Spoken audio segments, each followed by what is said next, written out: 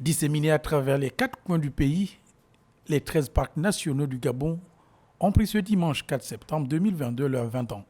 C'est au sommet des Nations Unies sur le développement durable, le 4 septembre 2002, qu'Omar Bongo Ondimba avait annoncé la création d'un réseau d'une douzaine d'aires protégées, une initiative qui visait à valoriser le patrimoine national et culturel du Gabon, tout en réaffirmant la politique nationale orientée vers la préservation de l'environnement et la lutte contre les changements climatiques dont le pays est désormais cité en exemple. À la différence des autres aires protégées, un parc national a une portée touristique comme l'explique le secrétaire exécutif de l'agence en charge des parcs nationaux, l'ANPN.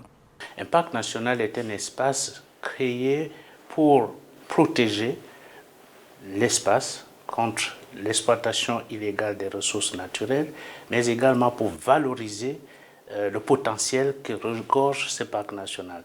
Au Gabon, la loi 003/2007 réglemente les activités de protection, de gestion et de valorisation des parcs nationaux pour permettre un meilleur développement économique et social des communautés locales.